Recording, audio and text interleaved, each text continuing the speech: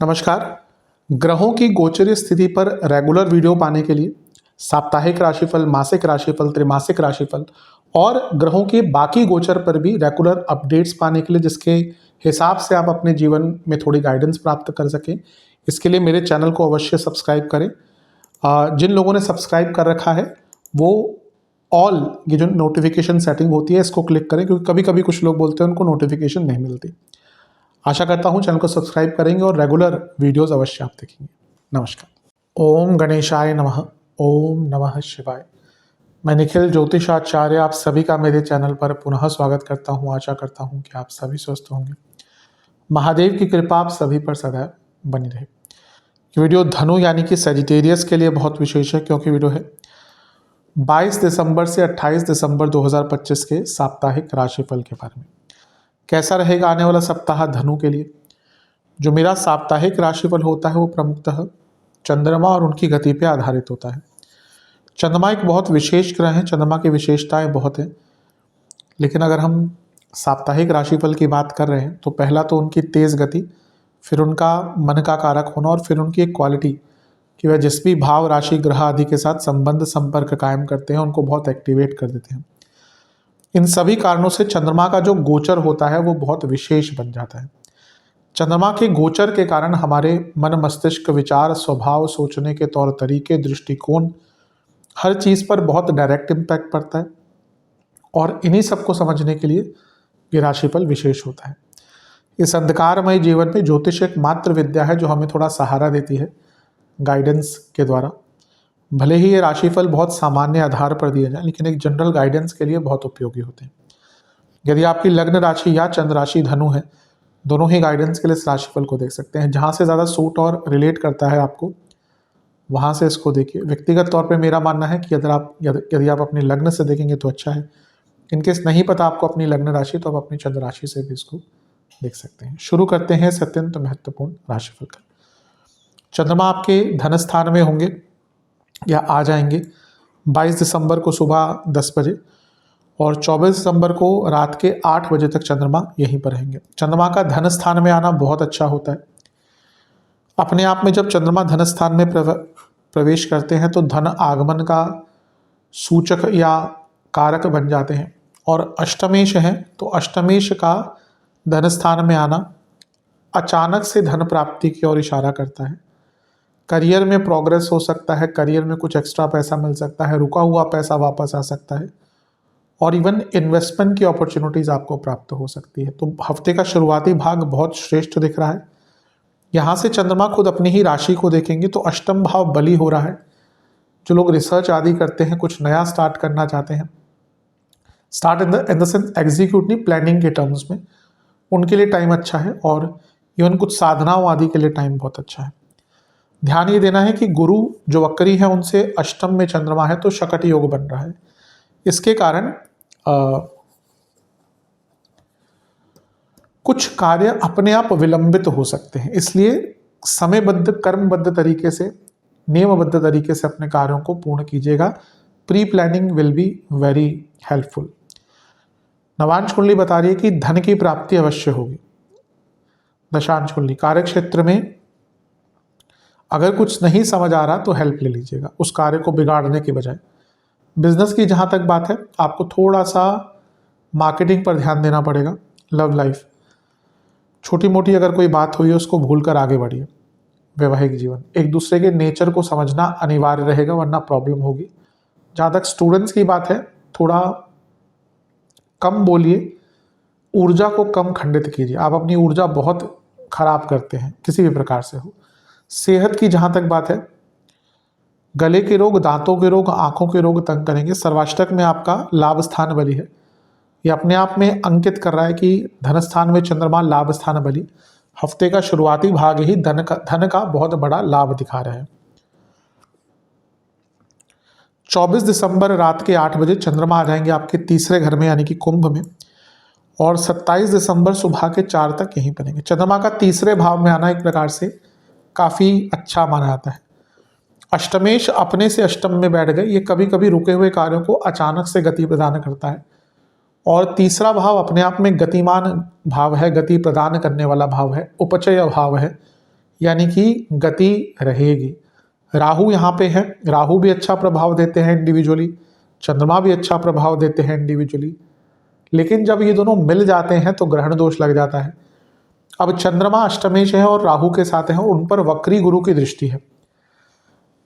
ऐसा नहीं है कि काम नहीं बनेंगे, गति रहेगी, काम बनेंगे भी, थोड़ा भाग्य का भी साथ प्राप्त होगा, आपके अंदर थोड़ी हिम्मत भी रहेगी, लेकिन प्रॉब्लम क्या है, चंद्रमा पर 2 वक्री ग्रहों का प्रभाव है।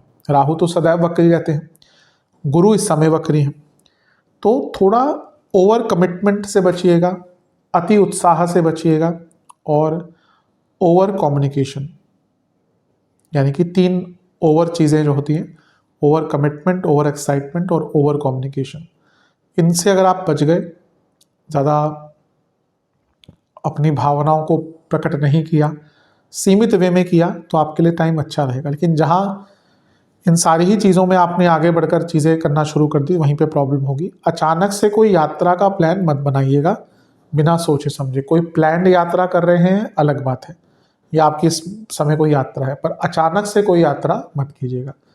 नवांश कुंडली बता रही है कि ये समय ऐसा है जब आपके मन में बहुत कन्फ्यूजन आ सकती है कम्युनिकेशन को लेकर, मतलब आपको बोलना क्या है, आप खुद ही कभी कभी कन्फ्यूज हो जाएंगे। तो इस टाइम पे तो जितना चुप रहा जाए उतना अच्छा है। दशांश कुंडली, कार्य क्षेत्र में थोड़ा सा फोकस कम दिख रहा है, बिजनेस कम्युनिकेशन पर काम कीजिए, स्पेशली पार्टनर्स के साथ। लव लाइफ, अपने शब्दों का चयन बहुत महत्वपूर्ण तरीके से कीजिए। यहाँ पे शब्दों के चयन के कारण ही दिक्कत दिख रही है। वैवाहिक जीवन, अगर बहुत दिक्कतें चल रही हैं, परेशानियां चल रही हैं, तो सब कुछ भूलकर एक नई शुरुआत देने का मौका है। स्टूडेंट्स, आप थोड़े से इमेच्योर दिख रहे हैं इस टाइम पे, कुछ बहुत बेसिक सी गलती कर सकते हैं जिसका प्रभाव नेगेटिव होगा। सेहत के हिसाब से गले के रोग, ENT की प्रॉब्लम और इंडाइजेशन। सर्वाष्टक, आपका धन स्थान बली है, थोड़ा सा आपका लाभ स्थान ही बली है इस बार भी, जैसे पहले हफ्ते के शुरुआती भाग में था। हफ्ते का ये जो भाग है, ये इच्छाओं की पूर्ति तो आपकी अवश्य हो जाएगी, लेकिन थोड़ा सा, क्योंकि राहु का प्रभाव ज़्यादा है ना, थोड़ा सा अपनी इच्छाओं पर नियंत्रण भी रखिएगा, वासनाओं पर नियंत्रण भी रखिएगा। 27 दिसंबर सुबह के 4 बजे चंद्रमा आ जाएंगे आपके चौथे भाव में, यानी कि मीन में, और सप्ताह के अंत तक यहीं पर रहेंगे। चंद्रमा का चौथे भाव में आना कोई बहुत अच्छा नहीं माना जाता, क्योंकि कारको भावनाशय दोष लगता है।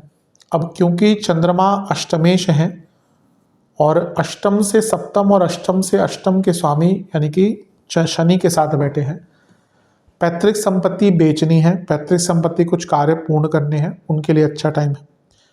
चंद्रमा अष्टमेश है, 10वें घर को देख रहे हैं, और शनि भी 10वें घर को देख रहे हैं, और शनि अर्थ त्रिकोण के स्वामी हैं। जॉब चेंज करने के लिए बहुत अच्छा टाइम है।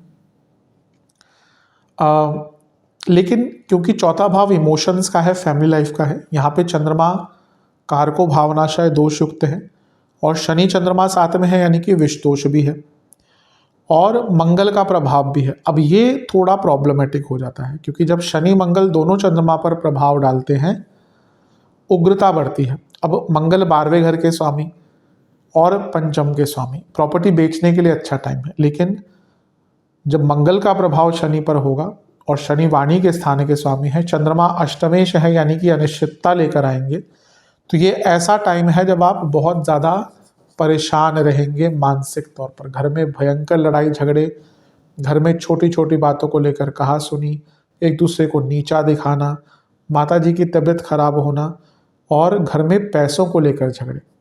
तो हफ्ते के अंतिम भाग में इस एरिया पर, यानी कि फैमिली लाइफ पर, इमोशनल लाइफ पर जितना ध्यान दे सकते हैं उतना आपके लिए अच्छा रहेगा।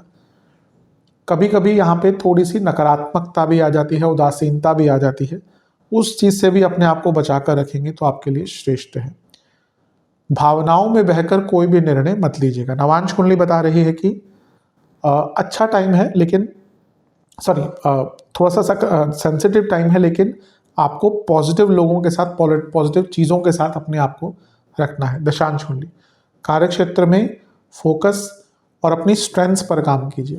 बिजनेस, बिजनेस में फिर भी कोई नई होप, नया काम आपको मिल सकता है। बिजनेस के लिए ठीक ठाक है। लव लाइफ, हर चीज़ पर रिएक्ट मत कीजिएगा, बहुत इंपॉर्टेंट रहेगा। वैवाहिक जीवन, आप अपने लाइफ पार्टनर को और समझने का प्रयत्न कीजिए जो आप अभी नहीं कर पा रहे। स्टूडेंट्स, ट्रस्ट अपने ऊपर बढ़ाइए, बहुत अनिवार्यता है इसकी। सेहत, ब्रीदिंग इश्यूज, नसों की प्रॉब्लम, बीपी के इश्यूज तंग कर सकते हैं। सर्वाष्टक में आपका धन स्थान बली है। ये पूरा हफ्ता धन के रूप में तो, धन के दृष्टिकोण में, भौतिक रूप से तो बहुत अच्छा है। बस हफ्ते का जो अंतिम भाग है यहाँ पे अपने मानसिक, अपने इमोशनल लेवल, अपने इमोशनल जीवन पर भी काफ़ी ध्यान दीजिएगा। उपाय के स्वरूप में बृहस्पति चालीसा का 1 बार और शिव चालीसा का 2 बार पाठ कीजिएगा। आशा करता हूँ वीडियो काम आएगी। चैनल पर नए हैं सब्सक्राइब कीजिए, वीडियो को लाइक कीजिए। मिलता हूँ अगले वीडियो में, तब तक के लिए ओम नमः शिवाय।